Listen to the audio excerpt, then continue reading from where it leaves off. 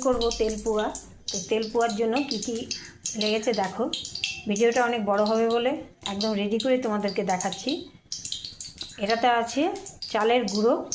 তো চালটা আমি কীভাবে গুঁড়ো করেছি, রাত্রিবেলা ভিজতে দিয়েছিলাম চালটা, ভাতের চাল, উষ্ণ চাল যেটাকে বলো, সেই চালটাকে ভিজতে দিয়ে সকালবেলায় ওই চালটাকে ভালো করে ধুয়ে গরম জলে একটু ভিজতে দিয়েছিলাম।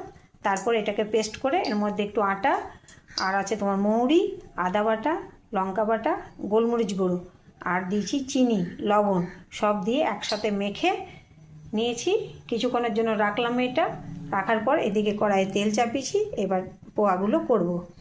তো আমি মোবাইল ধরে আছি, আমি পিঠেটা করছি, কারণ দিয়া মানে আমার বৌমা ভাইকে ঘুম পাড়াচ্ছে। ভাই উঠে গেছিলো, ওকে না ঘুম পাড়ালে কোনো কাজ হবে না, সেই জন্য ওর মা ঘুম পাড়িয়ে তারপর গেল ছাদে কাপড় তুলতে। তো আমি এদিকে পিঠেগুলো বললাম করে নিই।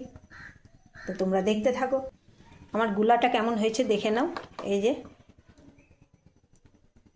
ঠিক এইভাবে যখন স্মুথভাবে পড়বে আর এই যে হাতার গায়ে লেগে আছে, তখন বুঝবে গুলাটা ঠিক আছে।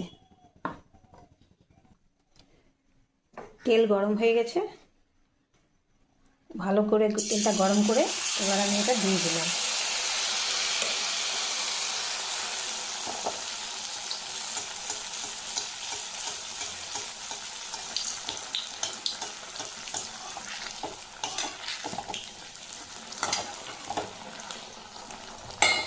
সুন্দরভাবে ফুলে উঠেছে।